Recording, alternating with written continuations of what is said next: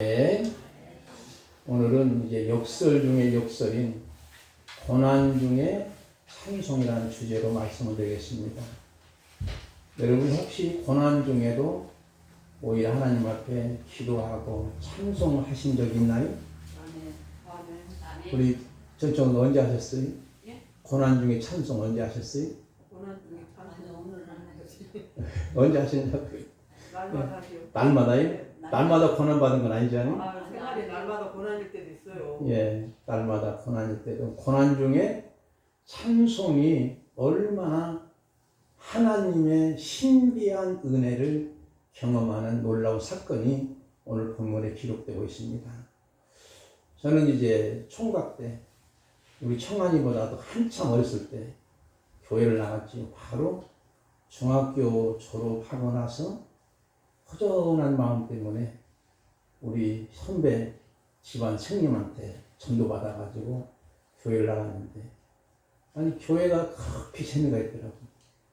실제 제가 뭐 믿음이 뭔지 진리가 뭔지도 잘 모르는데도 주일날이면 꼬박꼬박 교회를 가니까 우리 아버지가 얼마나 싫어하시는지, 농번기 때도 가니까 아버지가 화가 나셔가지고 성령책도 막 내밀기도 하고 불을 태우기도 하고 막 그랬었어요.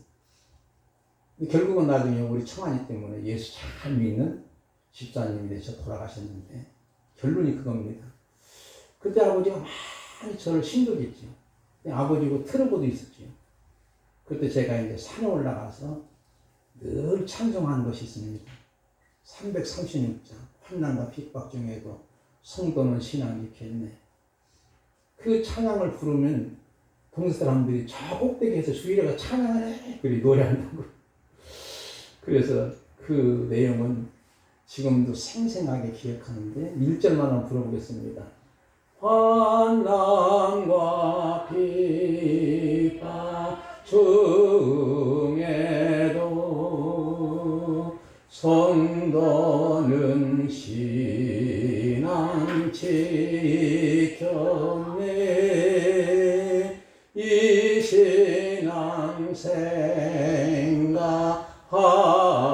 때에 기쁨이 충만하도다.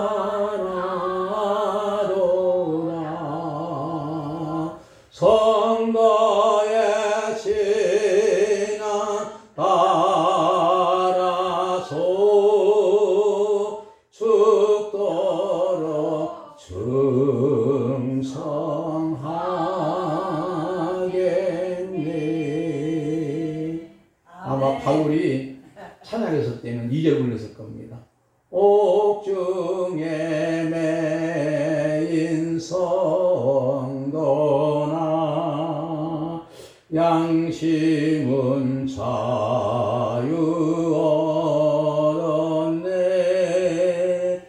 우리도 고난 받으면, 거기까지 말할게요. 나머지는 가사가 잊어버린 것 같아요. 네, 하여튼 바울 사도가 옥중에서도 막 찬양을 막 부르는데 죄수들이 같이 듣는 거예요. 근데 그 상황이 너무나 매름하지 말아가지고 막 온몸이 상처투성이고 이곳저곳 막 안 아픈 곳이 없는 그 상황에서 하나님 앞에 기도하며 찬송하였더라. 그리고 그 나머지 보니까 죄수들이 듣더라.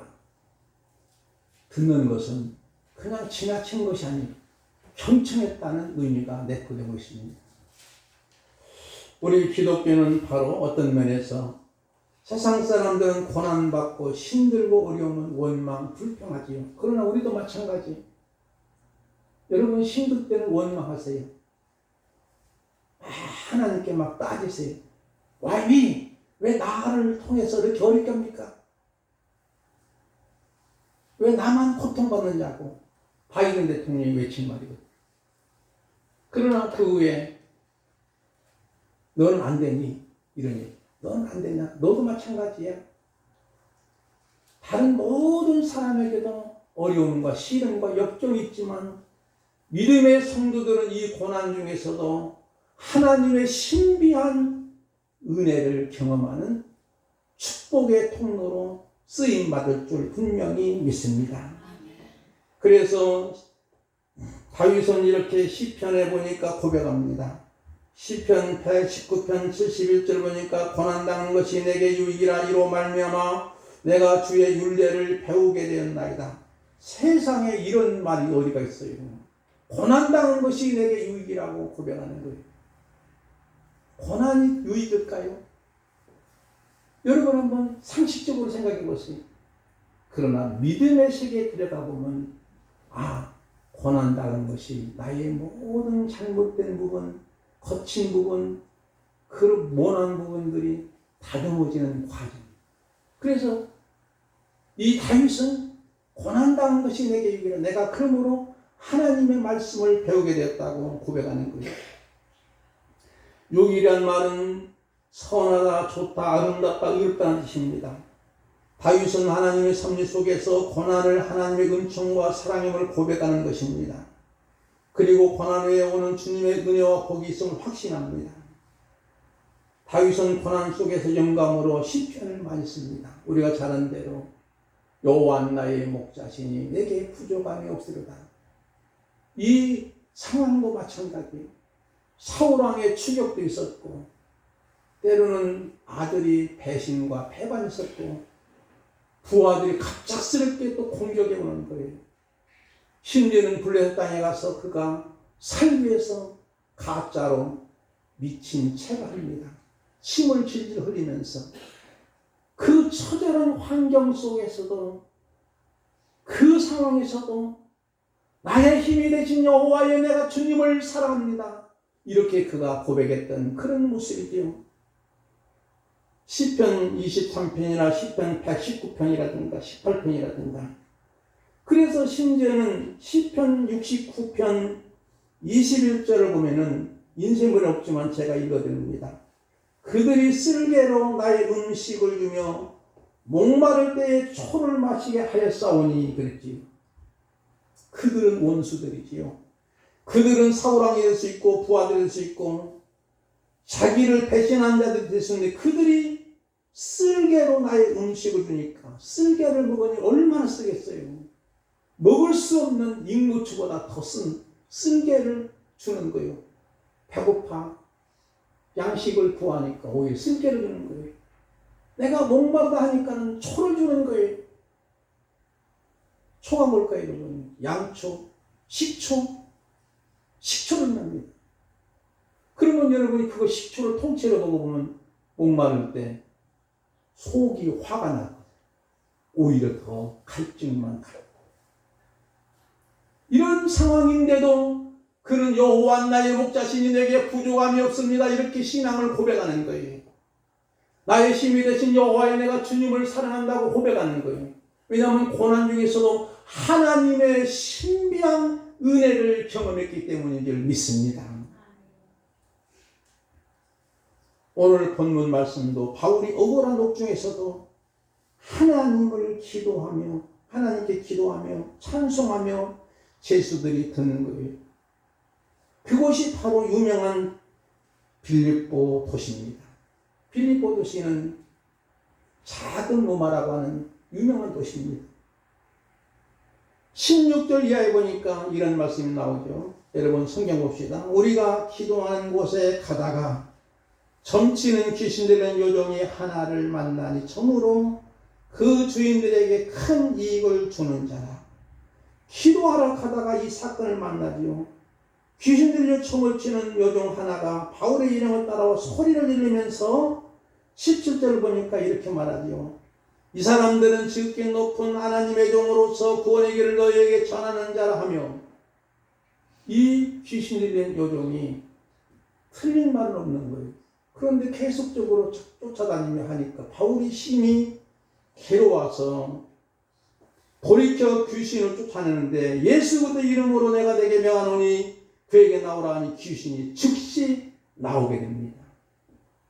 자, 이제는 요종은 자유의 몸이 됐지요. 귀신 들렸다가 이제는 자유의 몸이 있어 얼마나 좋을까요? 그런데 그때부터 문제가 또 터지게 됩니다. 어떤 문제가 터지냐면 여종의 주인들이 있었어요.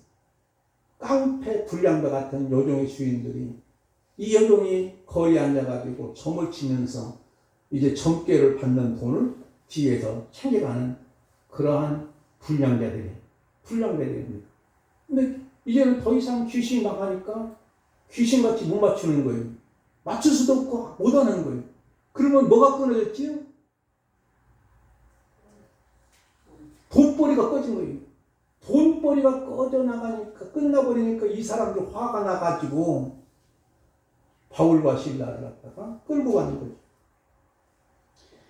여종들의 주인은 자기의 소유에게 끌어진 것을 보고 바울과 실라를 붙잡아 장터는 아마 오늘날로만 경찰서, 검찰 그런 곳이라고 볼 수 있겠지요. 관리들에게 끌어가다가 상관들 앞에 데리고 가서 말하되 이 사람들은 유대인인데 우리 성을 심히 요란케 하여 로마 사람인 우리가 받지도 못할 행하지도 못할 풍속을 전한다거늘 고발하는 것. 첫째는요, 엉터리로 고발하는데 이 사람들은 유대인인데 우리 성을 심히 요란케 한다는 거예요. 그리고 21절은 로마 사람인 우리가 받지도 못하고 행하지도 못할 풍속을 전한다는 거예요. 사실은 그것이 아닌데도. 그리고 이들이 고발한 내용을 보면 무슨 내용이냐면요, 쉽게 말하면 진영 논리로 차별하는 거예요. 이 사람들은 유대인들이야. 우리는 로마 사람이에요. 근데 그 당시 유대인들은 로마 사람 밑에서 사실은 속박을 받는 상황입니다. 진영 논리를 세워서 이 사람들은 유대인이기에 막 때리고 아무렇게 해도 그냥 하대하고 사람 치고 안 해도 되니까 진영 논리로서 하는 거예요. 오늘날도 보면 이런 진영 논리가 정치권에 있는 모습을 안타깝게 생각하고 우리 종장은 기도한 것처럼 기도할 필요가 있는 겁니다. 진영 논리로 사람들이 가게 되면 옳고 그른 것을 분별할 수 없는 안타까움입니다. 그 다음에는 우리가 받지도 못하고 행하지도 못할 것을 전한답니다. 그런 면에서 아마 이들은 진영 논리와 경제적인 논리를 앞세우는 거예요. 첫째는 돈벌이가 떨어지니까 경제적인 논리로 앞세우는 거예요. 무슨 말이냐면 세상 사람들은 물론 우리 믿는 사람도 돈 버는 수단이 떨어지면 상당히 괴롭고 힘들 수 있지. 그러나 여러분이 돈은 절대로 사랑의 대상이 아닙니다. 디모데전서 5장 10절 말씀 보니까 이런 말씀이 나오죠. 우리 김명식 목사님 한번 읽어주실까요? 인쇄물에 돈을 벌어가니 일만 하고 쓰리가 되나니 이것을 탐내는 자들은 미혹을 받아 믿음에 섰다나 많은 근심으로서 자기를 찔렀도다. 예, 돈을 사랑하는 것이 일만하게 뿌리가 된다. 믿음을 떠난다는 거죠. 그러므로 우리는 돈을 사랑의 대상은 아니지만 잘 사용하기 위해서는 돈이 나쁘다, 좋다. 이것은 여러분이 생각하지 말아요. 하여튼 돈은 쓰는 사람에 따라 좋은 것이 될 수 있고 나쁜 것이 될 수 있는 거예요. 그러나 돈은 선도 아니고 악도 아니고 언제나 우리 믿음의 성도들은요, 건강한 대로 주어진 달란트대로 최선을 다해서 돈을 벌고 정말로 하나님 영광을 위해서 아름답게 소중하게 가치 있게 사용하는 것인지 중요합니다. 그러므로 돈은 사랑의 대상일까요? 사용의 대상일까요? 잘 사용해야 됩니다. 어떤 사람은 뭐 그냥 한 잔 먹고 그냥 뭐라고 하지 그거로 제가 다녀봐가지고 삥땅 준다고 삥땅을 막 주는. 저 울산에 가보면 강아지도 수표를 물고 다닌다는 거예요. 울산에 어떤 분이 당대표가 됐지 않습니까? 거기 부자 동료랍니다. 이 사람들이 그냥 가치 있는 곳에 그런 분들 있잖아요. 집에 가면요, 사모님이 콩나물을 500원치만 사면 되는데 1000원치 샀다고 막 바가지 긋고 막 시비를 한대요. 그런데 유흥업자 가서는 10만원짜리 수표를 딱 붙여준다는 거예요. 이게 얼마나 잘못된 거예요. 우리는 정말로 가치 있게 아름답게 소중하게 정말 사회적인 취약계 지으시는 그분들에게 은혜를 베풀 수 있다면 얼마나 좋겠어요. 물론 돈이 필요합니다. 너무나 필요합니다. 우리나라 지금 많이 잘 사는 나라가 됐습니다. OECD 국가에 가입된 거 GNP 3만 달러가 넘는 시대에 세계 10등 국가에 들어가 있습니다. 우리나라를 무시하는 나라가 별로 없는 거지. 그런 면에서 우리는 잘 사용하기 원해요. 그러다 보면 하나님이 나로 하여금 너 돈 잘 쓰네. 하나님이 은혜를 베풀어 주실 줄 믿습니다. 먹든지 마시든지 무엇을 하든지 하나님께 영광을 돌리는 초점을 세우고 먼저 그의 나라와 그의 일을 구하라. 그러면 이 모든 것을 너에게 더하신 은혜가 있을 줄 분명히 믿습니다. 바울과 실라의 재판은 인권도 도무지 찾지 못한 엉터리 재판입니다. 매를 맞을 이유도 전혀 없는데도 오히려 칭송받아야 되는데도 이같이 억울함에서 한밤중에 바울과 실라는 감옥에서 무슨 생각을 했을까요? 왜 하나님 나를 이곳으로 들어가게 하셨나요? 세상에 이런 법이 있나요? 그랬을까요? 오히려 성경은 이렇게 말합니다. 25절 우리 전투자원 사냥원 읽어주시고 성경을 보시고 한밤중에 바울과 실라가 기도하고 하나님을 찬송하며 제수들이 듣더라. 아멘.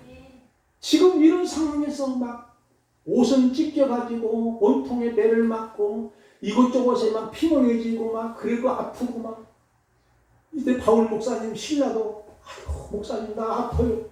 나 좀 약 좀 발라주세요. 약 좀 받아주세요. 바울 목사님도 야 나도 아픈데 그랬을지도 몰라요. 그런데도 한밤중에 그들은 기도하며 찬송하였다는 거예요. 기도하며 찬송하는 거예요. 사랑하는 성도 여러분, 오늘 우리에게도 한밤중에 처할 때가 있습니다. 절망 같은 삶이 있지만 이때 하나님의 일하심을 만나게 되는 줄 믿습니다.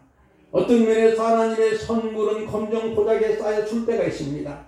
그 안에 무엇이 있든지 알 길이 전혀 보이지 않습니다. 그러므로 우리는 고난 나갈 때 원망과 불평하기 전에 예수님이 이렇게 말씀하셨죠. 마태복음 5장 10절, 11절, 12절 우리 허옥자 권사님 한번 읽어주실까요? 너희를 위하여 박해를 받은 자는 복이 있나니 천국이 그들의 것입니다. 나로 말미암아 너희를 욕하고 박해하고 거짓으로 너희를 거슬러 모든 악한 말을 할 때에는 너희에게 복이 있나니 기뻐하고 즐거워하라. 하늘에서 너희의 상이 크니라. 너희 전에 있던 선지자들도 이같이 박해하였느니라. 아멘. 오히려 기뻐하고 즐거워하는 거예요. 여러분 말해야 될까요? 여러분 상식적으로 안 맞잖아요. 그러나 아까 제가 처음에 말씀드린 것처럼 고난 중에 찬송이 하나님의 신비한 은혜를 경험하는 축복의 통로의 길이 되는 줄 믿자는 거죠. 그러므로 예수님은 너희가 나 때문에 박해를 받고 나 때문에 욕을 얻어먹고 나 때문에 많이 고난당할지라도 오히려 기뻐하고 즐거워하라. 하늘에 뭐가 있다고요? 상이 크니라 그랬잖아요. 상이 있는 것도 중요하지만 그것도 크다고 말씀하고 있는 모습을 보는 겁니다. 한밤중에 바울과 실라는 옥중에서 기도하고 하나님을 찬송합니다. 옷을 벗기고 매를 맞아 온몸에는 상처투성이지요. 고통스럽지만 오히려 기도하며 찬송합니다. 여기에 바울과 실라가 한 기도는 무슨 기도일까? 또한 찬송은 어떻게 했을까요? 옥문이 열려 도망가게 달라고 기도했을까요? 이것을 인정하시는 분 있어요? 야, 바울과 실라가 옥중에 깊은 옥에 들어가 있으니까 이제는 우리를 내가 사는 길을 뭐냐면 빨리 옥문 열려지고 막 어떻게라도 막 옥문에서 나가기를 원해서 하나님 내 지금 옥문 열려가지고 나가게 해달라고 기도했을까요? 근데 아닌 것 같더라고요. 전체적인 내용을 보니까. 그렇다면 지진이 일어나서 옥문 열리고 메인 것들이 다 벗어졌을 때 도망쳐야 하는 것이 근데도 한 사람도 여기에 탈출하는 사람이 없다는 거예요. 그러면 바울과 실라가 기도하고 찬송하는 것이 무엇일까? 13절, 16절까지 한번 교독해 볼까요? 제가 13절 봅니다. 안식일에 우리가 기도할 곳 있을까 하여 문 밖 강가에 나가 거기 앉아서 모인 여자들에게 말하는데 하나님을 섬기는 루디아라는 한 여자가 말을 듣고 있을 때 주께서 그 마음을 열어 바울의 말을 따르게 하시니라. 그와 그 집이 다 세를 받고 우리에게 청하이르되 만일 나로 주 믿는 자로 알거든 내 집에 들어와 유하라 하여 강권하여 머물게 하니라. 우리가 기도하는 곳에 가다가 점치는 귀신들이 요정 하나를 만나니 적으로 그 주인에게 큰 의를 주는지라. 분명히 여기 보면 기도하는 것은 기도하러 가는 거예요. 지금 바울과 실라는 기도하는 곳을 찾다가 보니까 여인들을 만나요. 그 중에 누디아라는 여인을 만나가지고 복음을 전하니까 그분이 예수님을 영접하는 거예요. 그리고 또 지금 그 누디아가 강권에 자기 집에서 머물게 해요. 다시 또 바울이 이제 기도하는 곳에 가다가 점치는 귀신들은 이 사건을 만나는 거예요. 그러면 이 줄거리를 보면서 바울과 실라가 옥중에서 무슨 기도했을까? 어느 정도 여러분이 파악이 될 겁니다. 그들은 선교사예요. 전도자예요.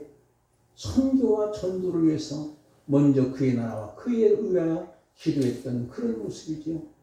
지금 당장 내 처해 있는 그 사건, 주여 나를 풀어주소서, 내가 지금 옥중에 있나이다, 나를 풀어달라고 옥이 용문 열려지도록 기도하는 것은 없는 것 같아요. 다만 어떤 상황일지라도 복음이 이루어지도록, 복음의 진보가 이루어지도록 한 생명 한 생명이라도 예수님을 영접해달라고 하는 그런 기도가 그 속에 있었던 것을 우리는 어느 정도 파악이 된 겁니다. 아까 읽은 말씀이 있죠. 우리 천수한 목사님이 한밤중에 바울과 실라가 기도하고 하나님을 찬송하며 제수들이 듣는 거예요. 그러면 여러분이 제수들이 찬송을 듣고 기도소를 다 들었을 거예요. 무슨 찬송했을까요? 이 상황 속에서도 그들은 기쁘고 기쁘도다 항상 기쁘도다 나 주께 왔사오니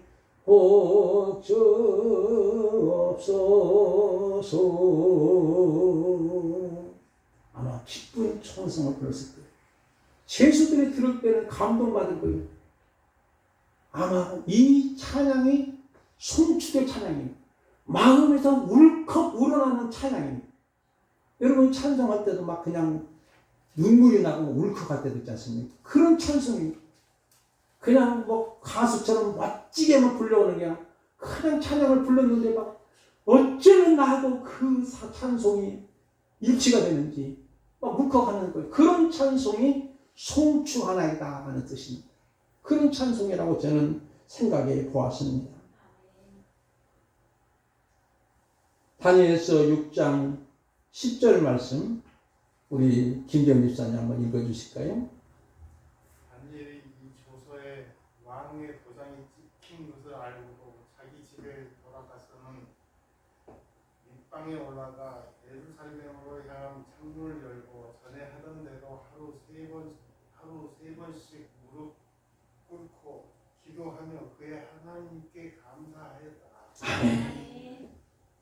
다니엘의 기도는 뭐냐면 지금 다니엘의 기도 시간은 하루에 3번씩 언제나 습관을 따라 기도하는 시간이 있었어요. 근데 다니엘은 그 당시에 바벨론 제국의 총리가 됩니다. 포로로 끌려갔지만 다른 총리들이 시기와 질투를 통해서 다니엘이 기도하는 것을 꼬투리 잡으려고 왕에게 기도의 금령을 선포하더라는 거예요. 오직 왕에게만 기도하던 자야지 다른 신에게 기도하는 사람은 사다구리에 넣기로 합시다. 그래 왕은 아무것도 몰라가지고 도장을 딱 찍는 거예요. 그것을 다니엘이 아는 거예요. 왕의 어인이 찍힌 것을 알고도 다니엘은 전에 행하던 대로 예루살렘에서 창문을 열어놓고 하루에 3번 3번을 기도했는데 그 기도의 내용이 하나님 감사합니다. 마지막 부분에 감사하였더라 그랬잖아요. 여러분요, 어떤 상황에 힘들고 어려울지라도 주여 내가 기도할 수 있도록 믿음 주신 거 감사합니다. 기도할 수 있는 것도 믿음이거든요. 감사 기도가 도망가는 목도 내게 오는 줄 믿습니다. 오히려 감사의 기도를 하니까 사자굴에 들어갔지만 하나님은 다 하시고 사자의 힘을 봉해놓는 거예요. 하나님이 천사를 통해서 사자의 입을 갖다가 다 강력본으로 치르는 것 같아요. 입을 열지 못하도록. 그런데 다니엘이 피곤하니까 사자하고 같이 잠을 자는 거예요. 새벽. 여러분 사자의 그 털 속에서 잠잘 때는 얼마나 포근하고 얼마나 따뜻하고 최고의 침대예요. 여러분요, 윙크코터도요, 여러분 아시지 않습니까? 윙크코터도 비싼 것도 있고 싼 것도 있어. 똑같은 건데. 근데 우리는 잘 모르는데 제가 한번 여쭤봤더니 삼성 프라자 얘기 있지 않습니까? 서현용이. 거기 보니까 1,200만 원짜리도 있고 120만 원짜리도 있어요. 아니 똑같은데 왜 가격이 틀냐고. 그거 모르는 소리예요. 이것은요, 죽은 가죽을 베낀 거고 이것은 살아있을 때 베낀 거라는 거예요. 그러니까 질이 틀리다는 거지. 그러니까 다니엘은 지금 사자들이 따뜻한 품 속에서 잠자고 있습니다. 너무나 걱정했던 느부갓네살 왕이 지극히 높으신 하나님의 종 다니엘아 내가 살아있으면 나오라니까 벌떡 나오는 거예요. 이제 꺼지려내는 거예요. 알고 보니까 이 다른 대신들이 모함한 거잖아요. 다니엘을 모함해가지고 죽이려고 했더니 이 사람들을 갖다 전부 집어넣는데 사자가 얼마나 배가 고팠든지 떨어지기 전에 이미 그들이 사자의 밥이 되고 그들만 죽은 것이 아니라 식솔까지도 전부 집어넣는 거예요. 이런 모습이잖아요. 우리는 그래서 어떤 고난과 어려움 속에서도 우리는 복음을 위해서 기도하는 것이 최고의 상책인 줄 분명히 믿습니다. 그리고 다니엘이 바울과 실라가 기도하고 찬송할 때 여기 있는 죄수들이 듣던 것, 아까 말씀드린 것처럼 이 들음은 경청한 것입니다. 죄수들이 아마 충격을 받았을 겁니다. 아마 진짜 메시지입니다. 어떤 환경 속에서 기도와 찬송은 하나님의 구원하심에 경탄할 줄 믿습니다. 그래서 우리는 하나님의 변호사가 되는 거예요. 우리의 힘으로 사는 것이 아니라 하나님의 힘으로 살 때 복음으로 인하여 구원하심을 이루어 생명을 살리는 역사가 일어나는 줄 믿습니다. 27절부터 31절까지 한번 볼까요? 간수가 찾아가 깨어 옥문이 열린 것을 보고 죄수들이 도망한 줄 알고 칼을 빼어 자결하거늘 스스로 죽으려고 했던 거예요. 극단적 선택을 통해서 바울이 크게 소리질러 이르되 내 몸을 상하지 말라 우리가 다 여기 있노라니 간수가 등불을 달라고 하면서 뛰어들어가 무서워 떨리며 바울과 실라 앞에 엎드리고 그들을 데리고 나가 이르되 선생들이여 내가 어떻게 하면 구원을 받으리까 하거늘 31절 우리 김학성 원사님 읽어주실까요? 성경을 보시고 이르되 주 예수여 믿으라 그리를 하면 너와 내 집이 구원을 받으리라. 아멘. 32절은 우리 차현성 원사님 읽어주시고 주의 말씀을 그 사람과 그 집에 있는 모든 사람에게 전하더라. 아멘. 주의 말씀을 거기에 있는 모든 사람에게 전하는 거예요. 그런 틀림없이 바울과 실라는 복음 전도를 위해서 기도했기 때문에 나가자는 거예요. 옥문이 활짝 열렸고 차고 매인 것이 풀어졌으면 야 우리 이제 도망가자. 우리 도망가자.